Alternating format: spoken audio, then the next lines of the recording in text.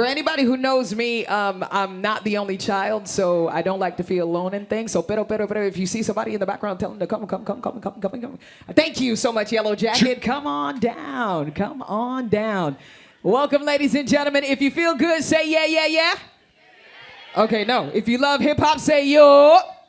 Okay, that's the cue. If you love hip hop, one more time, say Yoda.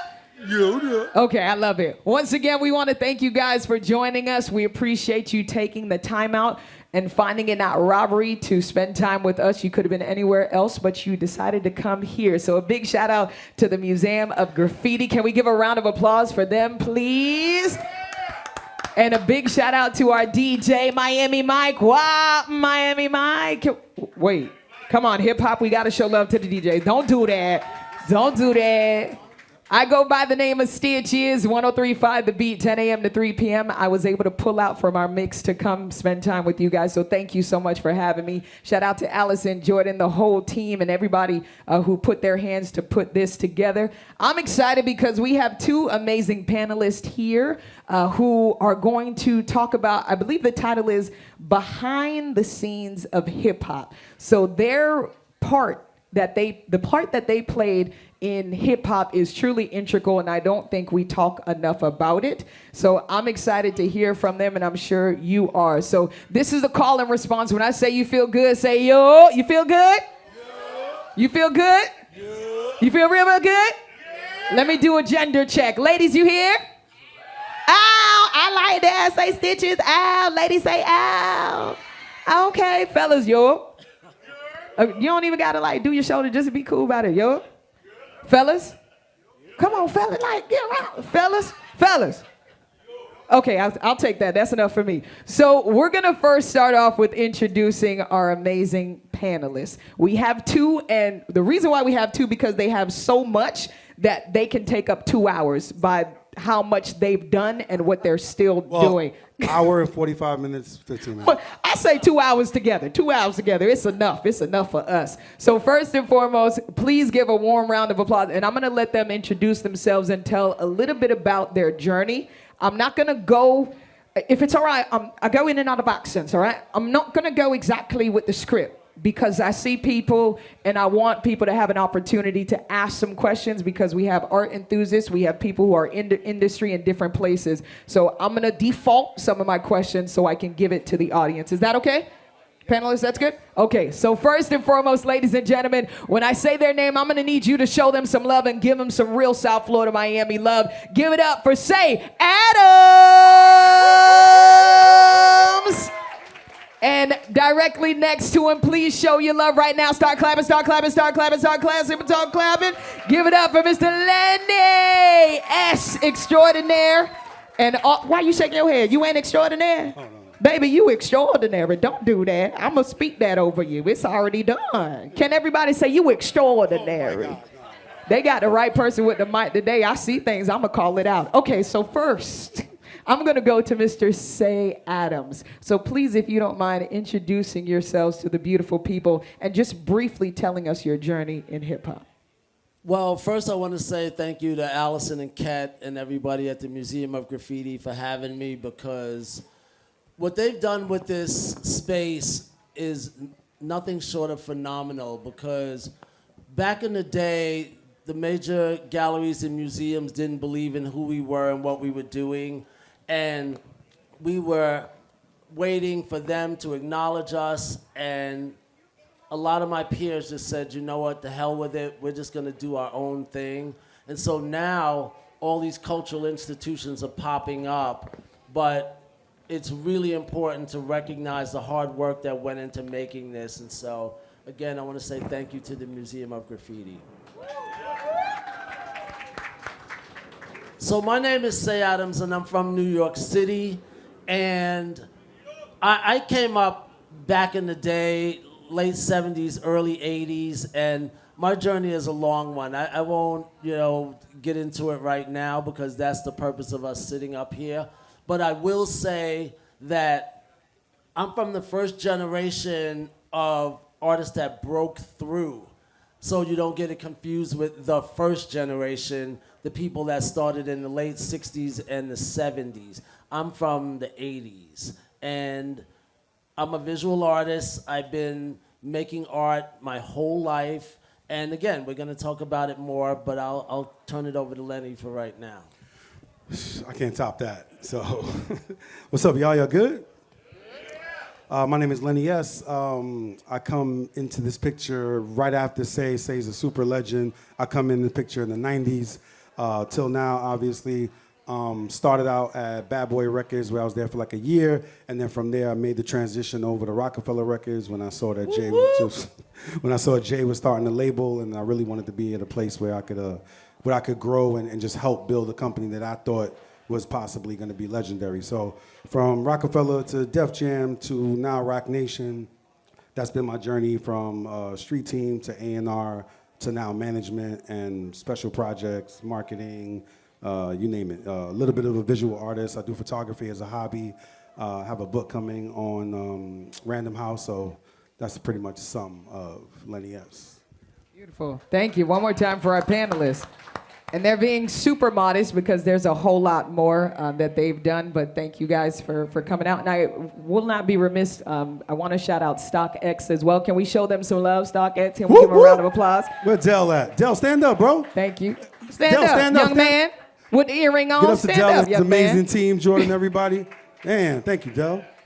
Thank you guys so much for your partnership and what you guys do. Thank you. So our first question that I'm going to go into, pretty straightforward, but so people can get a full scope of you.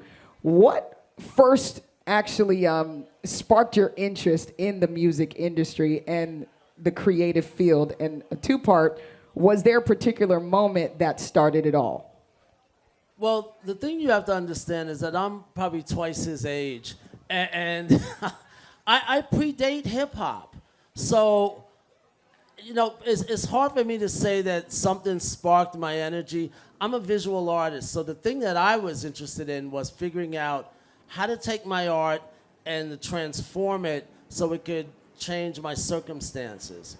There's nothing else. I was painting on trains when I was a teenager, and the goal was to not get in trouble by my parents, get in the yard, make my art, get out, get back home in time to go to school. And that's what it was. It's as simple as that. While you're on there, before you go, Lenny, when was it for you that you knew that this was something this was it for you? Oh, yeah, say, and then we'll go to, you say. You know, I've been an artist my whole life. I never had another memory of wanting to do anything. So, you know, pick an age. It doesn't even matter whether it's 5, 10, 15. Like I said, this is the only thing I've ever wanted to do, and it's the only thing I have ever done. Thank you. For me, it started early on, I guess. Run DMC was like the actual moment for me that was like, oh shit, this is what I want to do. I don't know what in the field. I don't know if I could make music. I don't know if I could rap, produce, whatever the case may be, but I saw Run DMC at a concert late 80s or mid 80s at Madison Square Garden, and at that time, you know, they had an Adidas deal, and Run had taken off his sneaker in Madison Square Garden. 20,000 people held it up, and almost every single person in the garden took off their Adidas and put it in the air. And that for me was like the moment of like, this is what I'm doing. I don't give a fuck what. I don't know what, but I'm gonna figure it out. And like say, same thing, I've always chased music. I mean, I might have had one job at a supermarket, but I always chased music right out of high school. I was running to any conference, seminar, video, concert, just trying to make contacts and trying to build with people and learn about the business. And I got an internship really, really early. Some guys around my neighborhood named Black Sheep and Showbiz and AG, they had like a record deal, so I was able to at least learn a little bit being around them.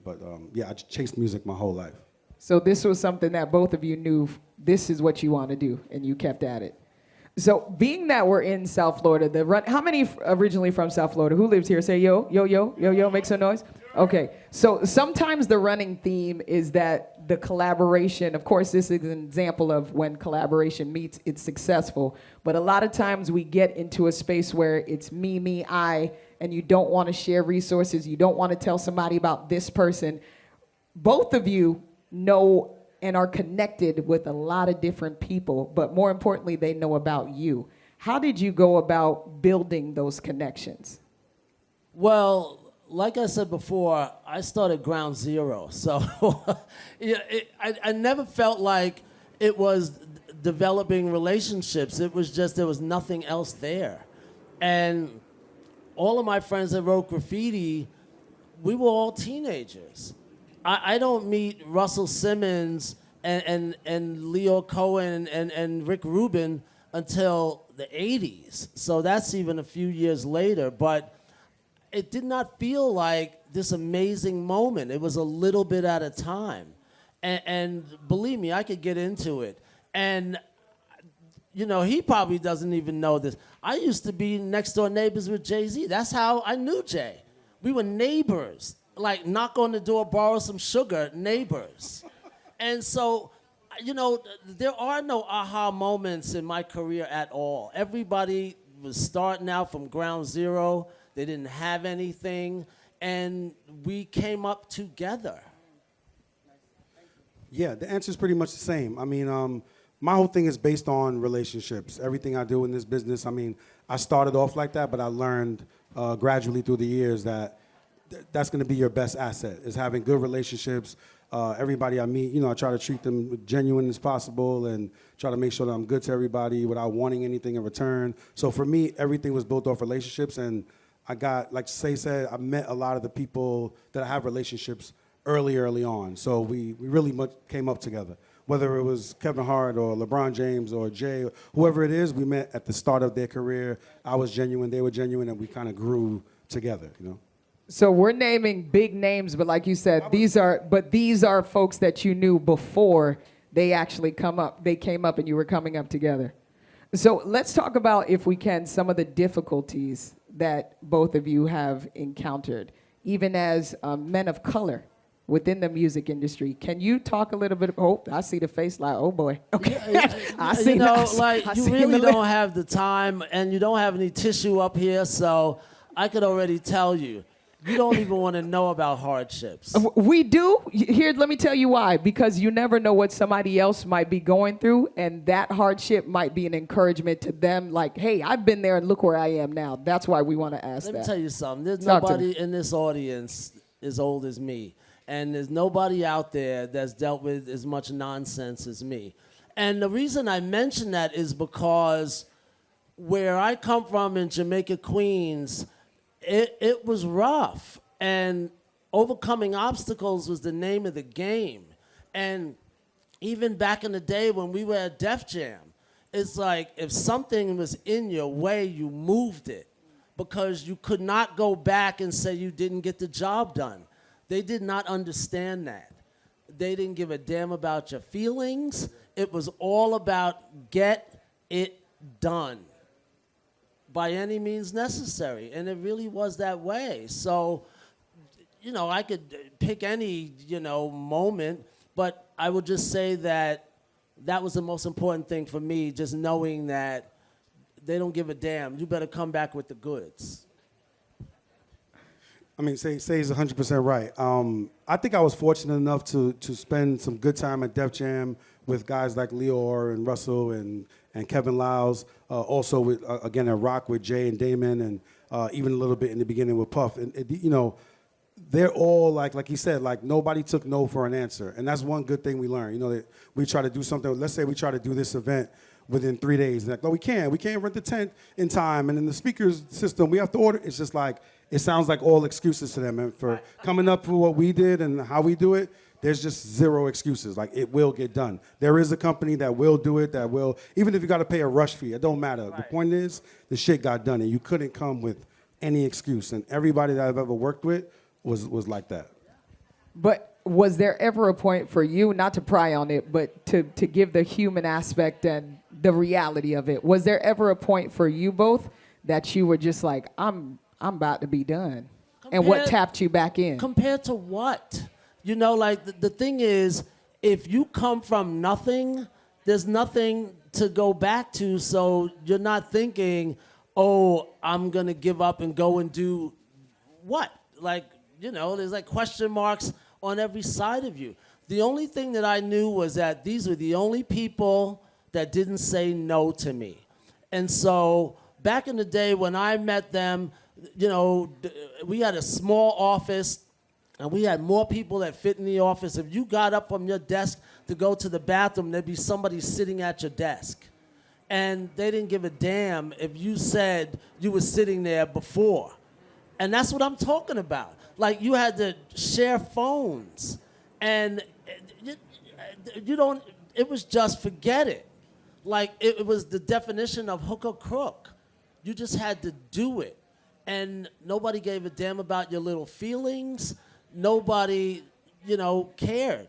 They were just all trying to get out the starting gate.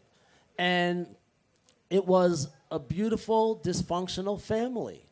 And we learned how to care about each other over time. But I come from New York City. It's the toughest city in the world. But if you make it there, this is like Coney Island. You know, like, it's warm weather. You know, people got shorts on and flip-flops.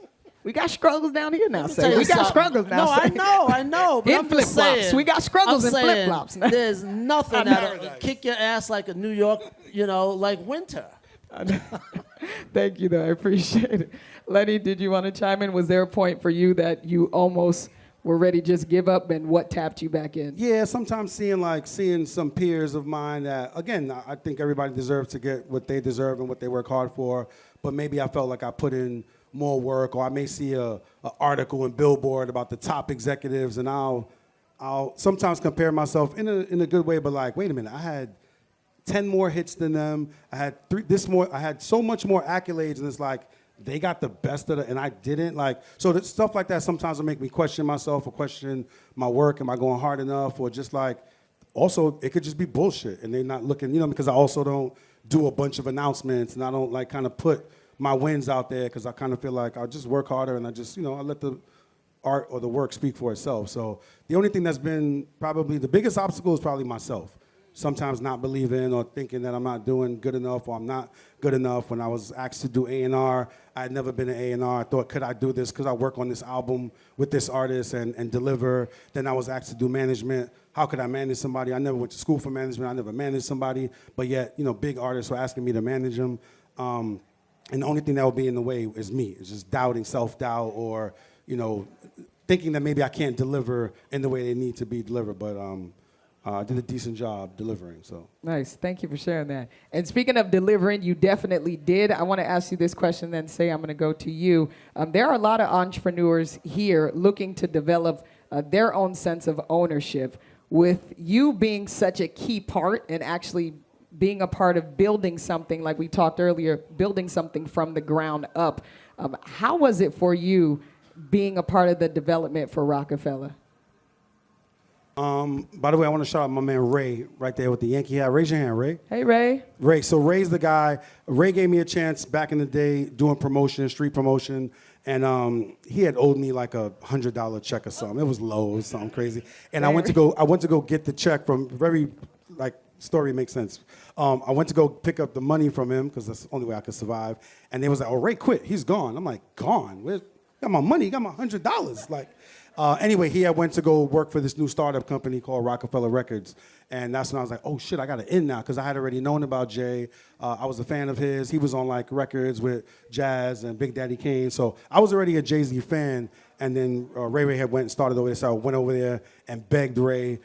He got me in a meeting with Jay, Damon, and Biggs, and they all looked at me and was like, "Get the fuck out of here." It was. So anyway, I worked hard for 6 more months and then got in. But I kind of knew, to answer your question, I really felt in my heart Jay was gonna be big, like really big. Like I didn't know this big in the capacity, no, that we're at, but I really knew. I thought he was super special. I thought the lyrics were unique and different. I thought his story was authentic. Obviously, it was real. He was rapping about the things he was obviously doing, and I was enamored by all of that. And I left Bad Boy on purpose. Bad Boy was on fire, by the way, 1995 they're on fire. And I left there to go to Rockefeller, which is a brand new company with a brand new guy, because I really thought Jay was going to be bigger than all of them. And I wanted to be a part of that process. Like Say was a part of the process of all those things from the beginning. I felt that Bad Boy, I didn't really give anything to help them get that big. They were already big. And I don't want to be a part of something that it looks like I'm, getting a ring for something I didn't work hard for. So that's why I went to Rockefeller. I believed it was going to be what it was, and here we are. Here we are today. We can applaud for that. We can applaud for that, family. So I want to go to Say now, with hip hop and art fusing. And when you talk about hip hop, you really have to talk about the art of it as well. So for you, you've done a lot. You've had artists bring you on tour, take you places, and just being different spaces, doing what you do. I know this is a kind of a interesting question, but if you can answer, if you can entertain us and answer it, how do you feel you've been able to intertwine the two with hip hop and art, being that you've started, this was all that you do, if that makes sense? The thing that I think is so amazing is that none of these guys, and women too, none of them were famous. B.I.G., Jay, LL, Public Enemy, Run DMC, EPMD, Slick Rick, De La Soul. Pick one. None of them were famous. None of them. And I think because of that, you have a level playing field. Like I said, we'll just take Jay-Z as an example because Lenny's sitting next to me. I'm already doing my thing in the 90s by the time, Jay comes along, with Rockefeller, and he's my neighbor. And, I'm not on the cutting edge of underground hip hop. I see this guy's got a shiny white Lexus. My first thoughts were not good ones in terms of where that money came from. But a couple of days later, I go in the office for a meeting, and him and Dame are sitting there. And I'm thinking, oh, okay, so he's also a rapper. And I know that I'm simplifying it, but that really is the way that it was. None of these people were famous. And so immediately you get to take ego out of it. Not to say that, every rapper doesn't have a gigantic ego. They do. But, like he said, it's like you got to keep yourself up with that dream because nobody can see it except you. And that is one of the things I think that helped a lot. So when I sit down with Jay and I says, hey, I got an idea for the album cover, he's going to chime in, but it's not like he's like, okay, I got the whole thing figured out, because if that was the case, they wouldn't need me.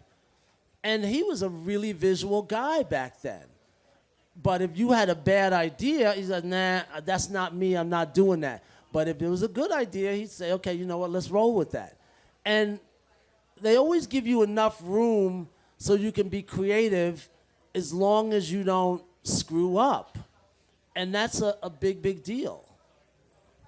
And then I'm going to go to you, Lenny, as well. But Say, I want to stay on this for a minute because you mentioned when you sit down with these artists and even agencies and companies, they respect your work and they respect your ideas, as long as you don't screw up, and you haven't. So what do you think, though, in your opinion, separates you from other art and that makes your work so compelling and stand out? History. I'm ground zero. I'm not saying I'm the only one. My man Shirt King Fade was there. My man Eric Hayes was there. But there were not a lot of us. We had a little secret society. Lady Pink was there back in the day. But it was a small, small group. And it's my job to convince the recording artists that I am there to help them realize their dreams, not the other way around. My dream is invisible. It's about what they need. And then later, you get to show people, oh, I was the guy behind the curtain. You don't even want to know how many records I've worked on that you've never heard of. A lot. And that's why I keep talking about the fact that nobody was famous, because once you take that out of the equation, you can have a conversation about how to build something. But if somebody's a gold or platinum artist, the minute you sit down, they're reminding you that they're a gold or platinum artist. And I'm, thinking, okay, how am I going to make this guy hot if he's already hot? But if you've never done anything, my opinion is just as good as yours, if not better. Thank you. I'm going to go to you, Lenny. With your experience and the things that you've been able to do and people you've been able to come across, change in your career. Let's talk about that. How important do you think it is to take risk?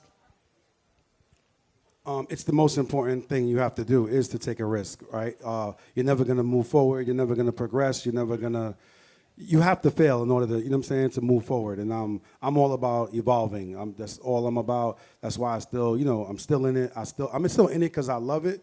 And because I love it so much, I'm embedded in it, from newer artists to legacy artists to, artists that I've worked with.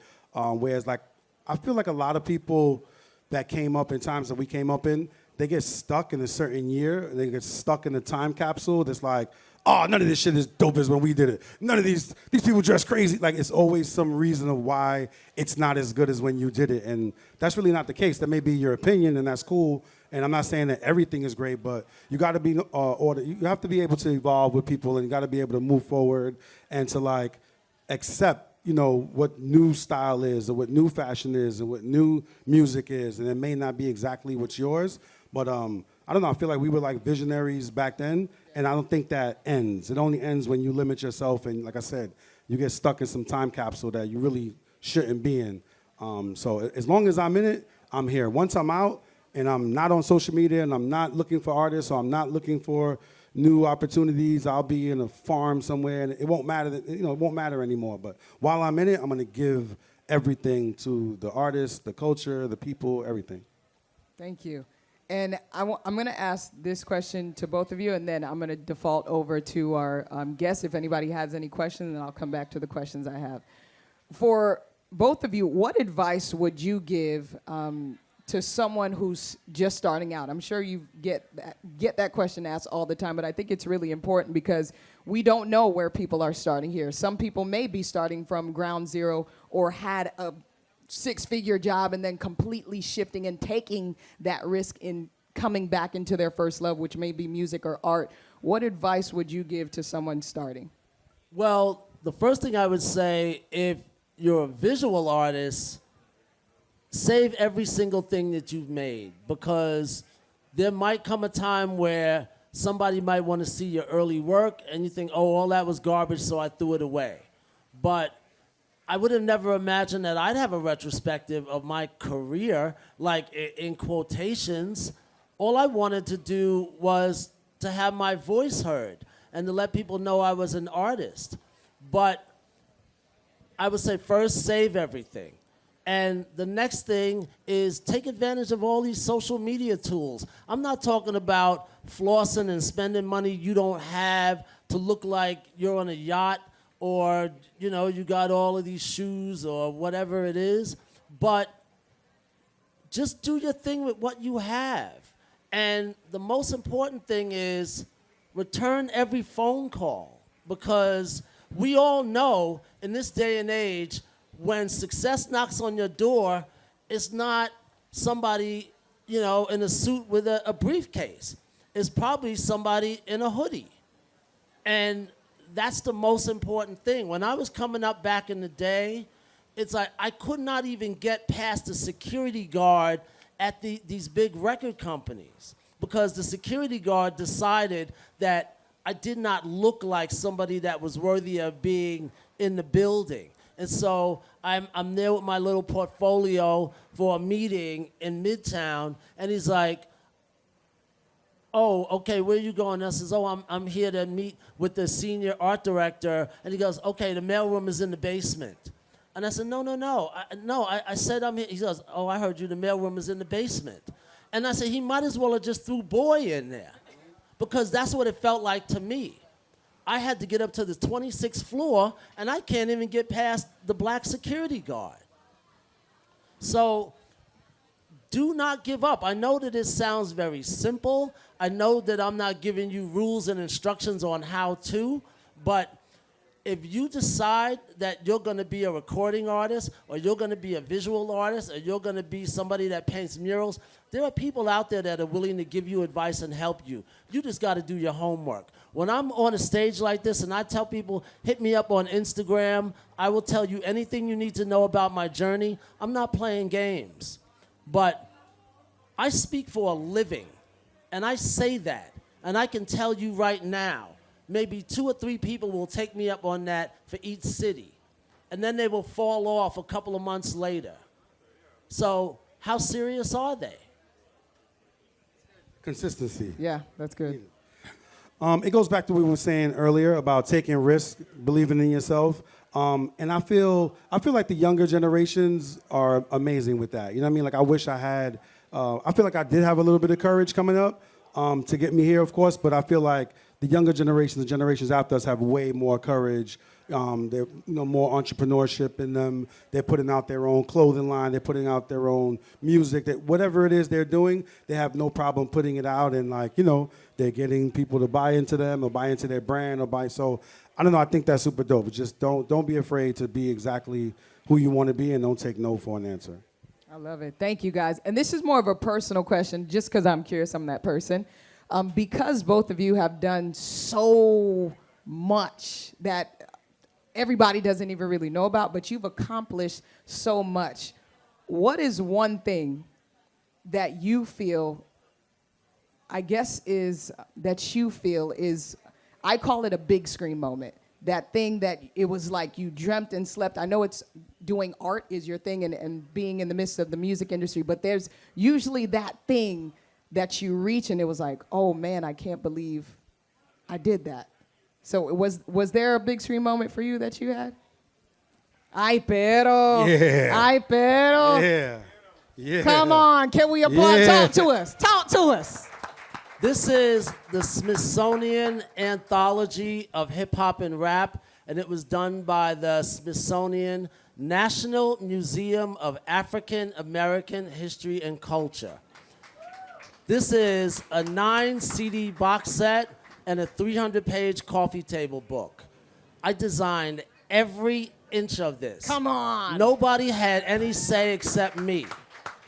And this was an opportunity for me to honor all of my friends, regardless if they were recording artists, they were dancers, they were musicians, they were DJs, they were graffiti artists. And I am so proud of this book. I could have never dreamt this dream this big. And they only have about 5 of these here. And believe me, if you give a damn about anything about the history of the culture, this needs to be in your collection. Because if you're not in this book, you are not in the game. And I worked on this for 6 years, right up to COVID. And at the time, the secretary of the Smithsonian called me up and he said, I need to get this across the finish line. I need you to help me.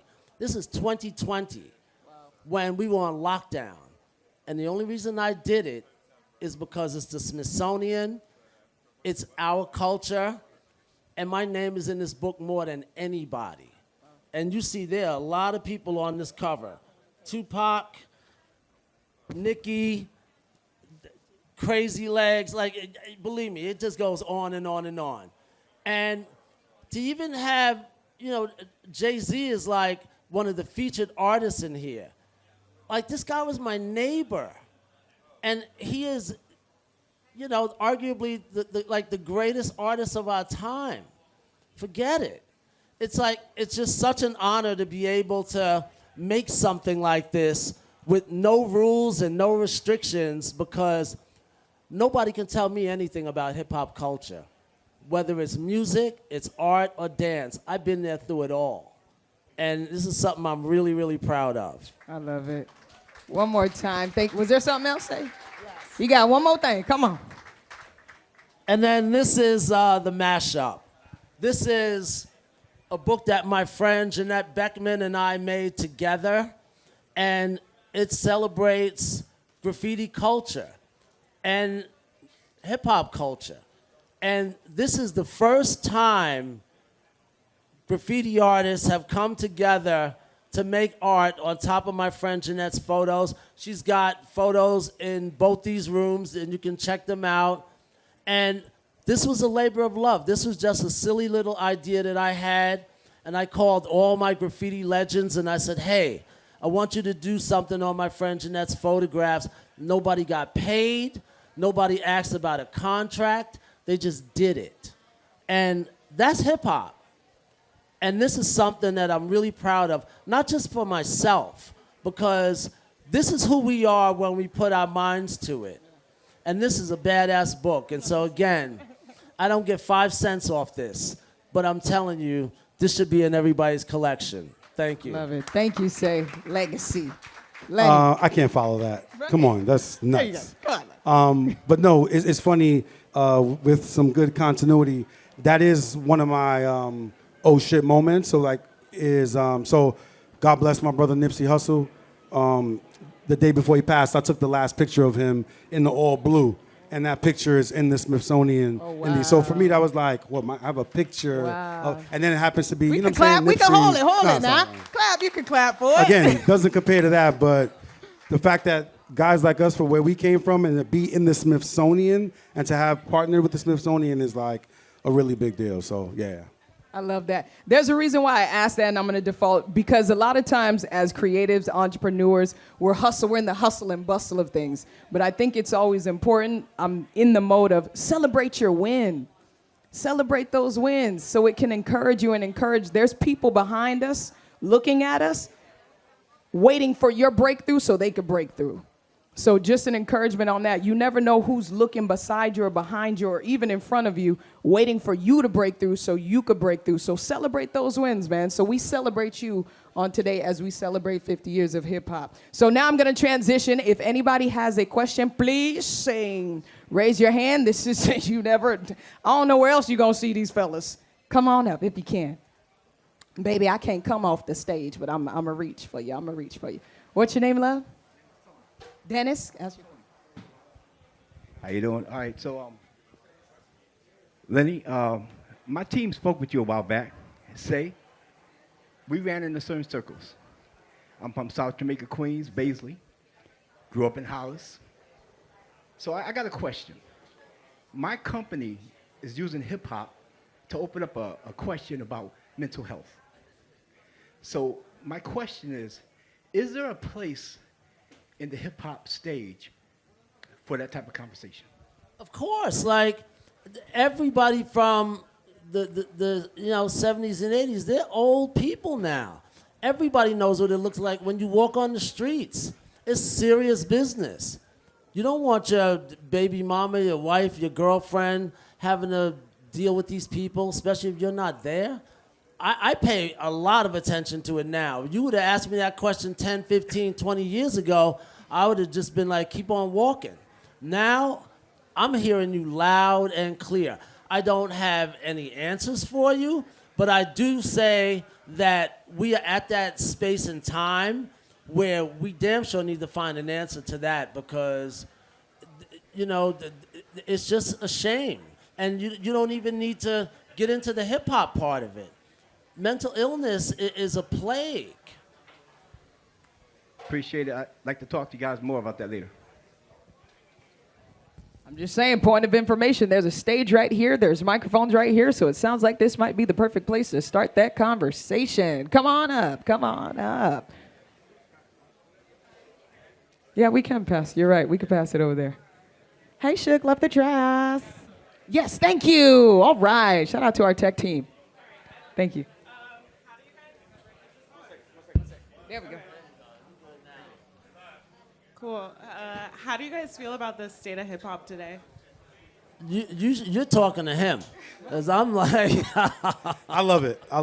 Like I said earlier about evolving and just kind of like growing with the music and growing with the, you know what I mean? It has to change. It has to evolve. It's going to be unique to everybody. You know, what you went through in New York is different from what somebody went through in Cleveland, in Miami, and in LA. You know what I mean? And they have a different culture. They have different language. They have different style. So, like, you have to be able to accept that. New York, I mean, hip hop is not New York. You know what I mean? It's not just the South. It's not the West. It's like, it's a whole thing. You know what I'm saying? So I love it. I accept it. I just think it's great that young people have an evolving platform to express themselves. I can't say that I keep up with it. I get in an Uber, I get a little taste of it. I can't last 5 minutes in some of these clubs. But I love that you all do. I don't need to be everywhere. As long as you get an opportunity to shine, that's what it's all about. Love it. Thank you. So I believe we have time for about 2-3 more questions. Yes, Clay. 10 more. 10 more. 10 more. Pero 10 more questions. Okay. Yeah, what's up? Say, my question is to you. It's on graphic design. Give me 1 second. I'm sorry, guys. I want to be able to. Okay, so here's what I like to do. I'm not going to be rude about it. If somebody's talking next to you, don't even look at them. Just say, don't even look at them. That's rude. Just be like, don't just. Thank you so much. I love y'all. I promise. Thank you. Okay, yeah.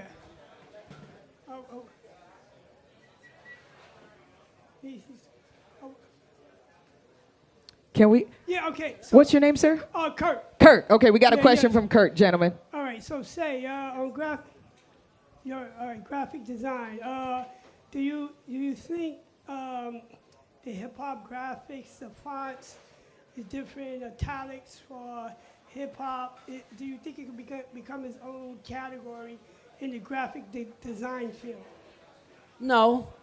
You know what? Like, people that do traditional graphic design don't give a damn about what we're doing. We had to make it our own the same way we had to create this museum. And, this is a perfect segue. Big shouts to Rocky Bucano because he was the first person that realized that we need to have our own hip-hop museum. And he's dedicated the better part of his life to making this dream become a reality. In the Bronx. And Rocky. Thank you, Rocky. I know what goes into it, but you all need to understand that this is the nature of how hip-hop works. We have to do it ourselves. And there's a lot of young people in here. That museum is going to be a place that you will be able to bring your family to learn about the journey, because not everybody is going to make it together. And I don't get enough opportunities to shout you out for the hard work you're doing. I know you're probably more than 20 years deep into it, but God bless you and just keep doing your thing. Did we answer your question, though? The answer was no. No, he said no. It's a complicated question. Cool. No, I'm in graphic design, so I understand, the complexity of making it its own kind of category. And he's right. They don't care. It's a secret society. Like, you just have to make your mark and do your thing, because not everybody understands who we are and what we do. So don't stop, pretty much. Keep going. All right. Hey, you guys. Thank you so much. My name's Clayton Gutsmart. I'm a journalist for BET. I need to hear how you guys have had long journeys and careers and success and encountered people who blew up and actually were successful. How do you guys trust people that and then allow them to grow up? Because you guys encounter so many people and they say they're the big thing, but they don't become the big thing. So how do you guys trust? I never think about that. I think anybody that says that they're going to be the next big thing, believe them. It's one of my favorite things about Kanye. Say what you want about him, but he had the biggest dream in the world, and he realized it. The end. Like, all the other stuff doesn't matter. Like, the idea that you could make that manifest itself and then you're on the cover of Time magazine, not an easy thing to do.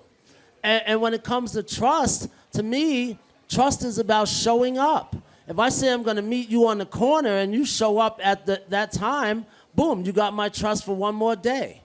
It's there until you don't show up. That's good. Simple as that. That's good. Thank you. I'll take that. Lenny, did you want to touch on?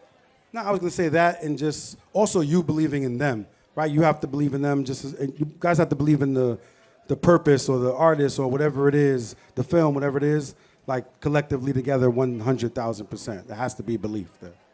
Awesome. I've got the cue. This is our last question. I'm so sorry about that. My question is, my name is Jean Andre, and my question is, how do you maintain your integrity as an artist, but also transition into the business aspect of your work? You know, like, I give thanks every time I open my eyes. Like, I don't have any trouble with authenticity or integrity. It's just where I come from. I'm from Jamaica, Queens. None of this stuff had to happen. And for me, I love what I do. I try to be more honest as time goes on. And I try to put good information out into the universe. The end. Like, there is nothing else. I don't have any problem with you know, being authentic and really just trying to be the best version of myself that I can be. You catch me on a bad day, I'm gonna tell you, hey, you caught me on a bad day. I'm gonna wake up in the morning and try to be better. I've known this young brother for a long time. I am so proud of him because it did not have to happen. There was a lot of people that came through those doors, and I don't know where they are right now, but they're not sitting up here. Nice. Yep, that's right. Thank you. Lenny, anything with you? Nah, like he said, man, I am who I am. I believe that I'm genuine, I'm authentic, I have nothing but integrity. I've been with the same people for 30 years. Like, I have loyalty, I don't play those games. I'm not an industry dude. Like, I don't, like, anybody who knows me knows, like, I'm 100%. If I say I'm gonna do something, I'm gonna do it. I'm gonna try to do it. I may not be able to pull everything off, but I'm gonna try my best doing it. And honestly, we wouldn't be here if we didn't have those qualities of, you know, respect and honor and integrity and loyalty and shit like that. Awesome. Well, thank you, gentlemen, for being transparent. And the last question we'll close out with, one thing that you wished you would have learned throughout your years that you can impart to everyone here. You know, I think that everything that I needed to learn, I learned over time. Would it have been nice to learn some of the stuff in my 20s? Yes, but it's black music. And I say that because nobody cared about black music compared to pop music. And so we were like the bastard stepchildren. And we had to show them that not only are we good, but we're better. And hip-hop is the same way. When it comes to art, we are as good as the old masters. The only thing that we needed was an opportunity to shine. Look at this museum. It took a lifetime for us to get here. You saw that book. Like, that is not somebody that took a traditional path.